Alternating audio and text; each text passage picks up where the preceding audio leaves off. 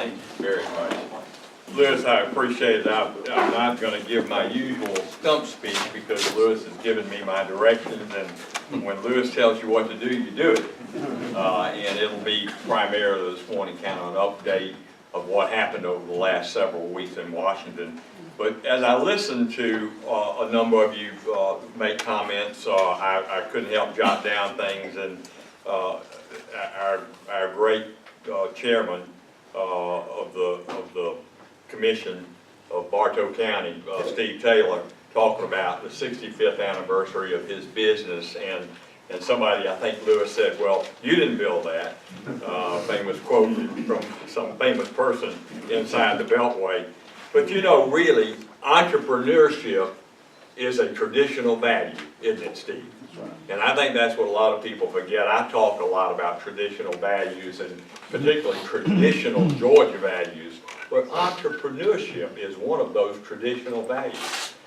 This president does not understand that, and that basically is the problem.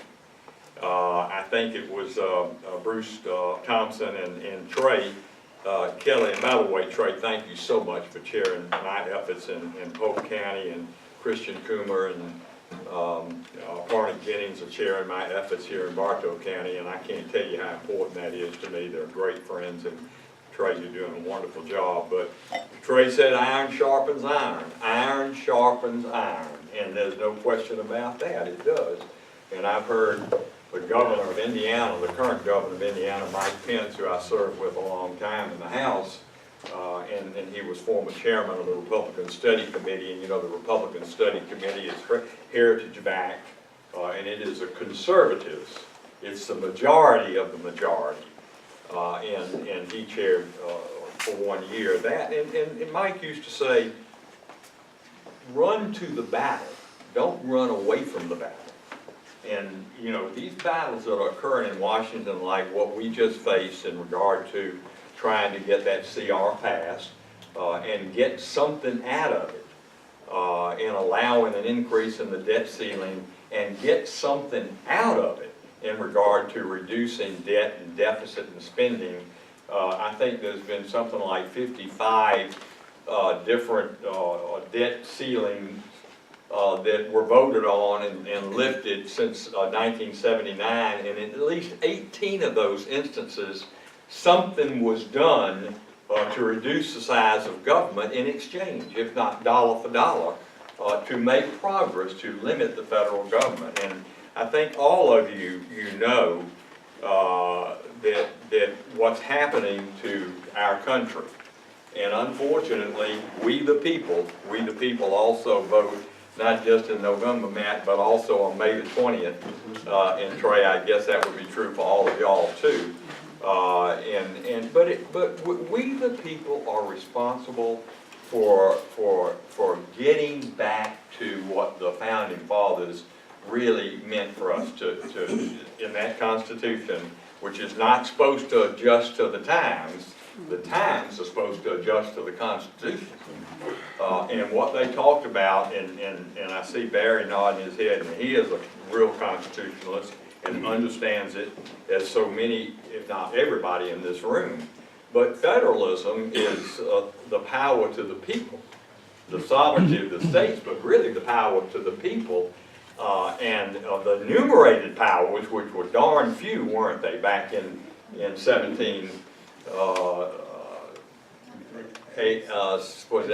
89, I guess, 1789, when the Constitution was finally enacted.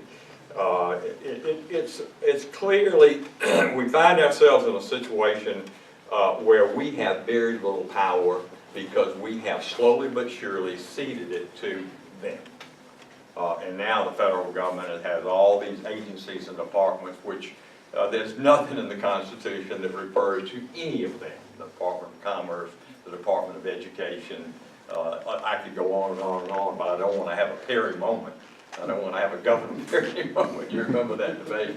But this situation where we just went through the government shutdown for 2 weeks over funding the government and the continuing resolution and our insistence in the House. And of course, a funding bill, as you know, has to start in the House.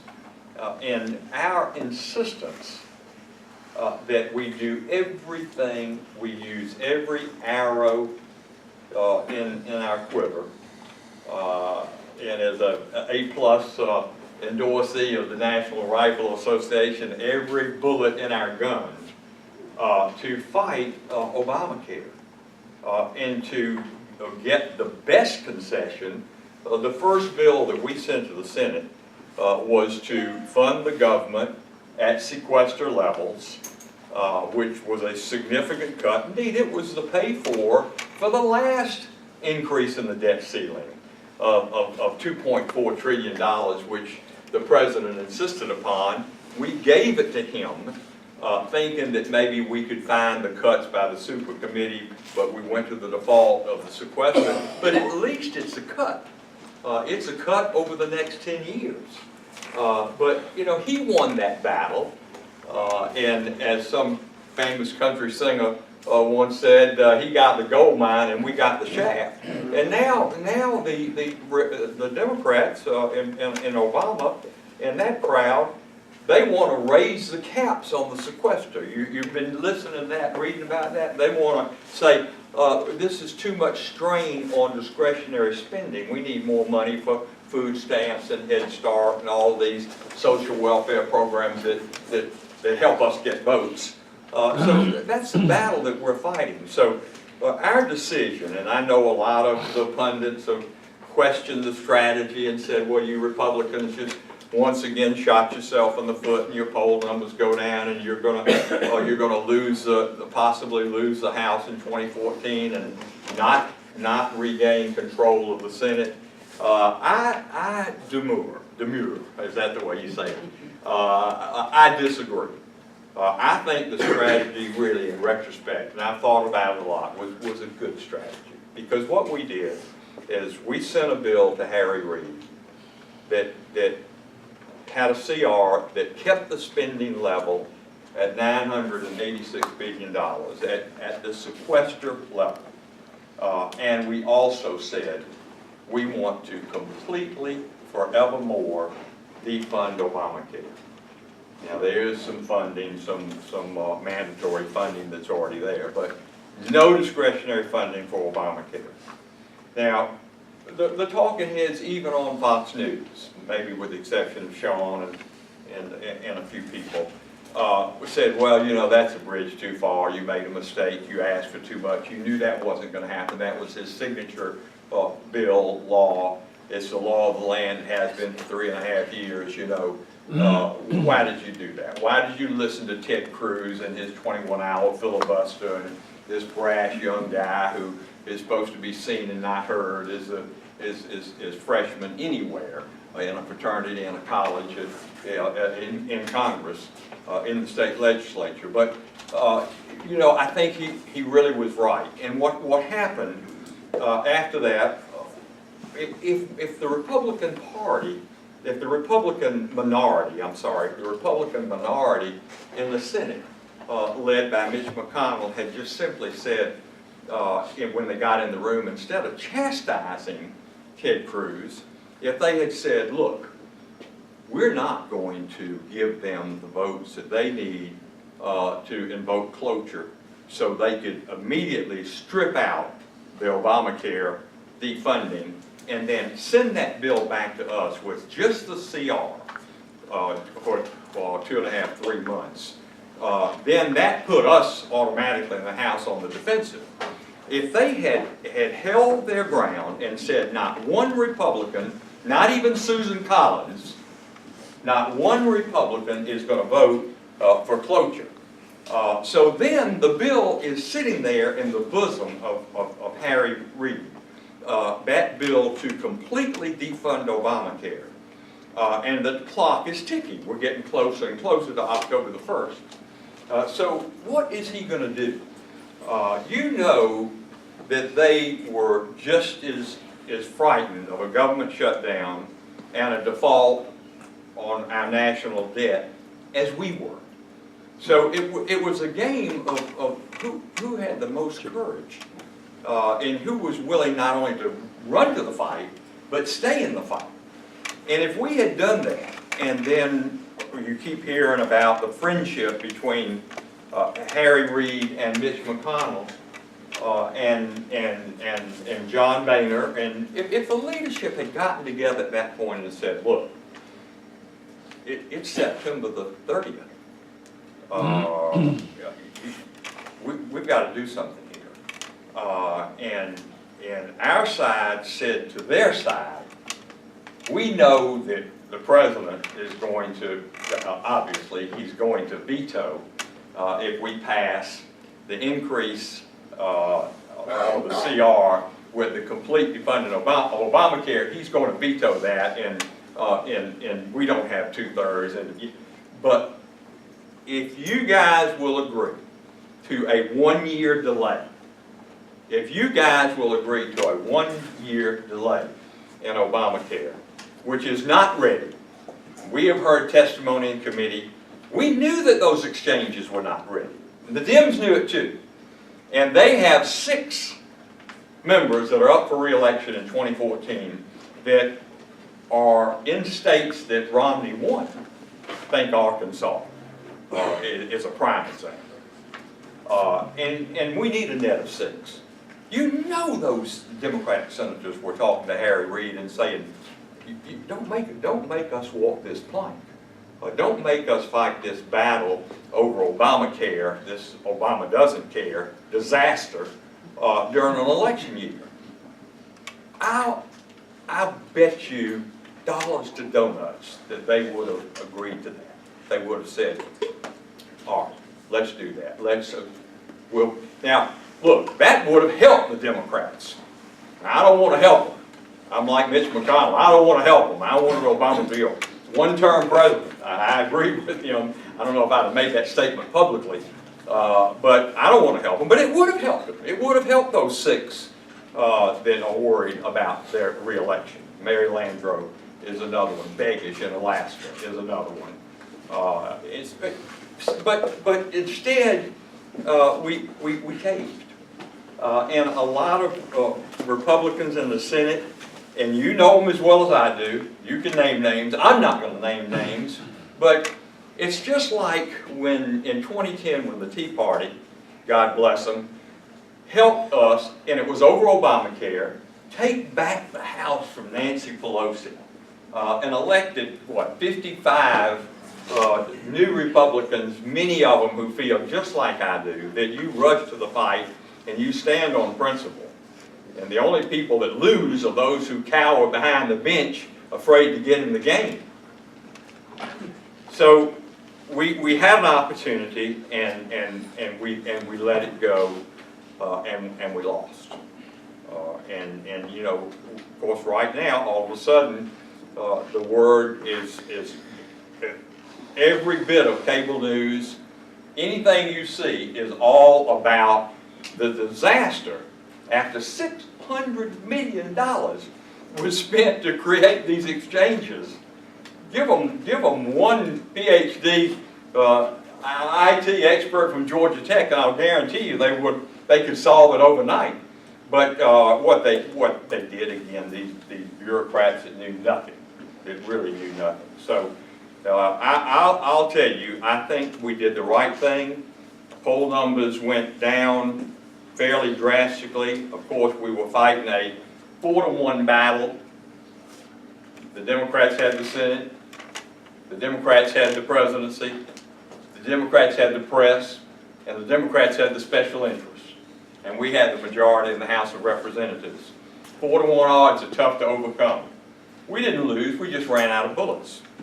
We didn't lose, we just ran out of bullets.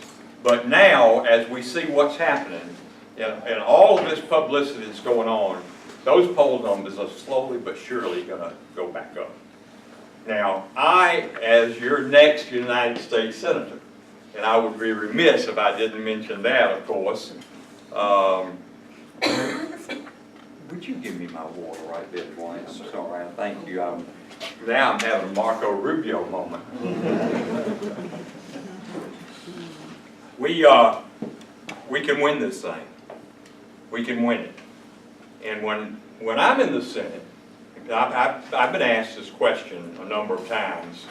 Why are you leaving a secure, wonderful 11th District, Bartow County, Cherokee County, 60% of Cobb, and a little bit of Buckhead, including the governor's mansion? That ain't no bad district, guys. And I will say that to Barry. He knows that for sure, and his competitors for that seat know it. And but it's just that I feel like I personally have done all I can do in the House at the end of this term, at the end of 12 years, in regard to health care issues and fighting Obamacare from day one. And I want to turn that torch over to somebody like Barry that can continue that fight. But the Senate is weak. The Senate has a serious problem. It's called, in medical terms, scoliosis. Curvature of the spine. It's curved to the left. And I want to get in there and put a rod down the middle of it and straighten it up a little bit.